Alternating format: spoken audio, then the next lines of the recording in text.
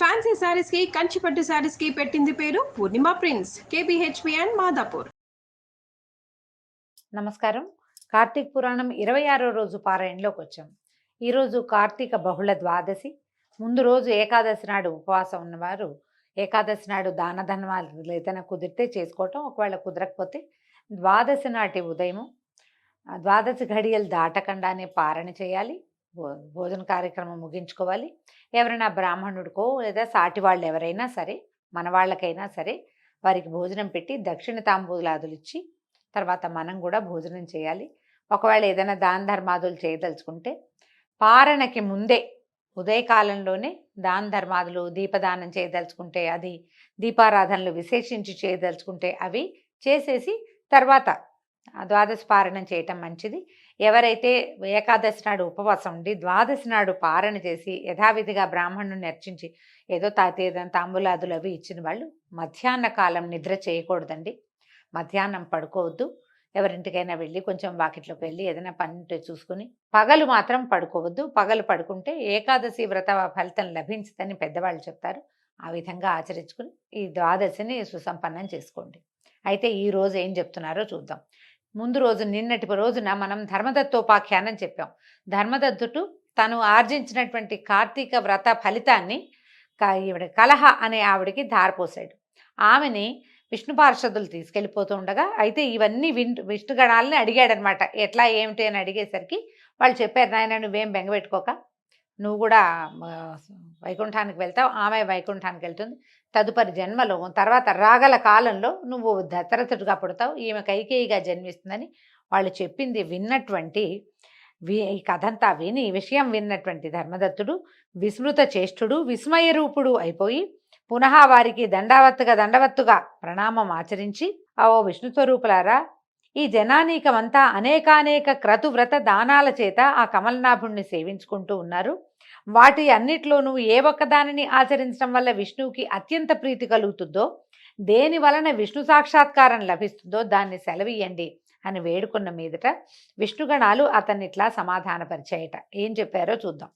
ఓ పాపరహితుడైన బ్రాహ్మణ, నీవడిగిన ప్రశ్నకు ఇతిహాసపూర్వకమైన సమాధానాన్ని చెప్తాము విను. పూర్వము కాంచీపురాన్ని చోళుడు అనే రాజు పరిపాలించేవాడు. చోళాస్ కాలం మనకు తెలుసు కదండి, చోళులు, చాళుక్యులు. ఈయన రాజరాజ చోళుడో ఇలాంటి పేరున్న ఒక చోళ చక్రవర్తి రాజ్యం చేసేవాడు. అతని పేరు మీదే ఆ ప్రాంతాలన్నీ చోళ దేశాలుగా ప్రఖ్యాతి వహించాయి. అతని మొదటి రాజు గురించే చెప్తున్నారు అనుకుందాం. ఆయన పేరు మీదే ఈ చోళ సామ్రాజ్యం పేరు కాంచిందనమాట.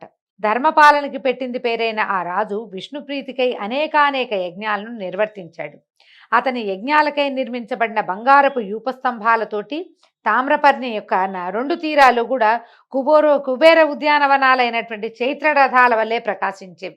యూపస్తంభాలంటే యజ్ఞంలో ఒక స్తంభాన్ని పాతి పెడతారండి, యజ్ఞం చేసిన దానికి గుర్తు. ఆ యూపస్తంభానికే యజ్ఞ పశువుని కట్టి యజ్ఞానికి కావలసిన బలి కార్యక్రమాదులన్నీ నిర్వహిస్తారట. ఈ సూర్యవంశ క్షత్రియుల కాలంలో కూడా అలాగే ఎన్నో యూపస్తంభాలు వేశారని చెప్తారు. అయితే అటువంటి రాజు ఒకానొక నాడు అనంతశయనం అనే పేర యోగ ముద్రితుడుగా ఉండేటువంటి విష్ణువాలయానికి వెళ్ళి మణిమౌక్తిక సువర్ణ పుష్పాదులతో ఆ శ్రీహరిని అర్చించి శ్రీహరి సన్నిధిలోనే కూర్చున్నాడు. ఈయన ఏం చేశాడు, దేవాలయానికి వెళ్ళాడు. అనంతశయనం ఆ దేవాలయం పేరు. విష్ణువు ఇట్లా పడుకుని ఉన్నటువంటి శయనమూర్తిగా ఉన్నటువంటి దేవాలయానికి వెళ్ళాడు. అనేక మణులతోటి, మౌక్తికాలతోటి, రత్నాలతోటి అర్చన చేసి సన్నిధిలో కూర్చోమంటారు కదా, కూర్చున్నాడు. కూర్చునేసరికల్లా అంతలో విష్ణుదాసుడనే బ్రాహ్మణుడొకడు విష్ణువార్చనార్థమై ఆ ఆలయానికి వచ్చాడు. విష్ణు సూక్తాన్ని పఠిస్తూ అతడు ఆ విష్ణు సౌజ్ఞను అంటే ప్రతిమని అభిషేకించి తులసి దళాలతోనూ గుత్తులతోనూ విష్ణు పూజని నిర్వహించాడు. దళాలు కోసుకొచ్చాడు. మంజరులు అంటే కుచ్చులు వస్తాయి కదా మనకి, విత్తనాలు వచ్చే వాటిని గుత్తులు అంటారు లేదా మంజరి అంటారు, దాని పేరు అది. ఆ మంజర్లతోటి అర్చించాడట. విశేషంగా విష్ణు పూజను నిర్వహించాడు. అది చూసిన రాజుగారికి మహాప్రచండమైన కోపం వచ్చిందట. ఆ కోపంలో తాను ధర్మవేత్త అయ్యుండి కూడా అవతలి యొక్క బ్రాహ్మణాభిజాత్యాన్ని విస్మరించి అవతలైన బ్రాహ్మడు ఈయన్ని మనం ఇట్లా అనుకోకూడదు, అనకూడదు అని ఆలోచించల. ఒక కష్టంతో వచ్చింది ఆయనకి. ఓ విష్ణుదాసుడా, నేను మాణిక్యాలతోనూ బంగారు పువ్వులతోనూ చేసిన నా పూజ వలన ప్రకాశమానుడిగా ఉన్నటువంటి ఈ ప్రభువుని నీ తులసాకుల పూజతో ఎందుకు కప్పేశావురా? నేనెంతో భక్తితో ఆచరించిన పూజని ఇలా పాడు చేశావంటే అసలు నీకు విష్ణు భక్తి అంటే తెలుసా అని చీదరించుకున్నాడు. ఇప్పుడు తులసికి ఏ రత్నంతోటి పోలిక లేదు. కొన్ని వేల కోట్ల రత్నాల కంటే ఒక్క తులసి దళం చాలా గొప్పది. కానీ రాజుకి ఆ రకమైన ఆలోచన లేదు. నేను అద్భుతమైన పూజను సమర్పించాను, మణులు రత్నాలు పెట్టి బంగార పువ్వులు పెట్టి పక్కన దీపాలు పెడితే ఆ దీపాల వెలుగులో స్వామివారి సౌజ్ఞ ఆ ప్రతిమా విశేషం చాలా మెరిసిపోతోంది. ఎప్పుడైతే ఇవన్నీ పక్కకు తొలగించి దాని మీద పక్క తొలగించపోయినా పైన పత్రాలును మంజరలతో కప్పేశాడు ఆయన. ఇక వెలుగు లేదు. దాంతో కష్టంతోచి అడిగాడు. దాంతో ఈ బ్రాహ్మణుడికి కూడా చాలా కోపం వచ్చిందట. రాజుతో మాట్లాడుతున్నానన్న ఆలోచన లేకుండా, ఓ రాజా, నీకు దైవభక్తి లేదు సరికదా, రాజేశ్వర్యమత్తుడివై ఉన్నావు, విష్ణు ప్రీత్యర్థము నీ చేత ఆచరింపబడిన యజ్ఞం ఏదైనా ఒకటి ఉంటే చెప్పు అని ఎదిరించాడు. అతని మాటలకి అవహేళనగా నవ్వుతూ, నీ మాటల వలన నీవే విష్ణుభక్తి శూన్యుడివని తెలుస్తూ ఉంది. ధనహీనుడవు దరిద్రుడవు అయినటువంటి నీకు భక్తి ఎలా కలుగుతుంది? అసలు నువ్వెప్పుడైనా విష్ణుప్రీతిగా నువ్వు చేసావా ఒక యజ్ఞాన్ని? నువ్వేమైనా ఒక దేవాలయాన్ని కట్టించావా? నువ్వు ఏమీ చేయలేని వాడివి, అతను నీకు భక్తుడు అనే అహంకారం మాత్రం పుష్కలంగా ఉంది. ఓ సదస్సులారా, సద్బ్రాహ్మణులారా, శ్రద్ధాళులై వినండి. నేను విష్ణు సాక్షాత్కారాన్ని పొందుతానా, ఈ బ్రాహ్మడు విష్ణు సాక్షాత్కారాన్ని పొందుతాడో చూద్దాము అని చెప్పి నిదానించి చూడండి, మా ఇద్దరిలో ఎవరికి సాక్షాత్కారం లభిస్తుందో. అంతటితో మా ఇద్దరిలో ఉన్న భక్తి ఎటువంటిదో మీకే తెలుస్తుందని ప్రతిజ్ఞాపూర్వకంగా పలికి చోళుడు స్వగృహానికి వెళ్ళి ముద్గలుడు అనే మునిని ఆచార్యునిగా వరించి విష్ణు సత్రయాగానికి పూనుకున్నాడు. సత్రయాగం అని చేస్తారండి, 10 సంవత్సరాలు చేస్తారు. ఈ యాగాలలో విష్ణు సత్రయాగం అనేది ఒక ప్రత్యేకమైనది. రాజుగారు విష్ణు సాక్షాత్కారాన్ని పొంది ఆ బ్రాహ్మణుడి మీద గెలవడం కోసం సత్రయాగాన్ని మొదలుపెట్టుకున్నాడు. బహుకాల పూర్వం గయాక్షేత్రంలో ఋషి సముదాయాలతో చేయబడింది. అన్నదానాలు అనేకానేక దక్షిణలతో సామాన్యులకు ఆచరించడానికి సాధ్యం కానిది, సర్వసమృద్ధిమంతమైంది అయినటువంటి ఆ మహాయజ్ఞాన్ని రాజు పూనుకొని నిర్వహించడం మొదలుపెట్టాడు. పేదవాడైన విష్ణుదాసుడు ఆ గుడిలోనే విష్ణు దీక్షితుడై హరిప్రీతికై ఆచరించవలసిన మాఘ కార్తీక వ్రతాచరణలు, తులసీవన సంరక్షణలు, ఏకాదశి నాడు ద్వాదశాక్షరి యుత విష్ణు జపము, షోడశోపచార విధిని నిత్య పూజలను, నృత్య గీతవాద్యాది మంగళ ధ్వనులతోనూ ఈ విధంగా తన శక్తి మేరకు భక్తియుక్తుల్ని ఆచరించడం మొదలుపెట్టాడు. ఈ పందెం రాజు మొదలుపెట్టాడు. ఆయన మొదలెట్టాడు కాబట్టి విష్ణుదాసుడు కూడా తను చేయటం మొదలుపెట్టాడు. తుదకు ఇతను ఏం చేసేవాడు, నిత్యము సర్వవేళల్లోనూ భోజనాది సమయాల్లోనూ సంచారమందు తుదకు నిద్రలో కూడా హరినామస్మరణను చేస్తూ ప్రత్యేకించి మాఘ కార్తీక మాసాలలో విశేష నియమపాలన్ని ఆచరిస్తూ ఉండేవాడు. ఆ విధంగా భక్తులైన చోళుడు విష్ణుదాసుడు ఇద్దరు కూడా తమ సర్వేంద్రియ వ్యాపారాలని విష్ణువ్రతనిష్టలోనే నిలిపి విష్ణు సాక్షాత్కార ప్రాప్తి కోసం చాలా కాలం తమ వ్రతాల్ని ఆచరిస్తూ ఉండిపోయారు.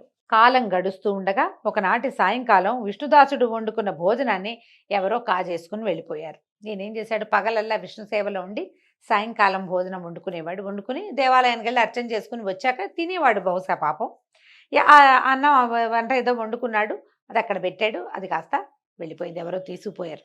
ఆ దొంగిలించిన వాళ్ళెవరా అనే విషయమై విష్ణుదాసు పెద్దగా విచారణ చేయలేదు. పునః వంట ప్రయత్నాలు చేద్దామంటే సాయంకాలం పూజకు సమయం మించిపోవడంతో ఆ రోజున భోజనం లేకుండానే విష్ణు పూజ చేసేసుకున్నాడు. అందులోనే గడిపేశాడు. మర్నాడు కూడా వంట చేసుకుని శ్రీహరికి నివేదించే లోపలే ఎవరో ఆ వంటకాలని కాజేసుకుపోయారు. విష్ణు పూజకు వేళపోనీయకూడదనే ఆలోచనతో ఆ రోజు కూడా ఆ బ్రాహ్మణుడు అభోజనంగానే విష్ణు సేవని కొనసాగించాడు. ఇలా వారం రోజులు గడిచాయి. ప్రతిరోజు అతని భోజనాన్ని ఎవరో అతి చాకచక్యంగా, అంటే కంటికి తెలియకుండా పాపలు తీసేస్తున్నారు. ఆయన అక్కడే ఉంటాడు, ఎప్పుడు మాయమైపోతుందో అయిపోతుందో అంతే. అయితే ఈయన పస్తులుంటూ కూడా హరిసేవ చేస్తూనే ఉన్నాడట.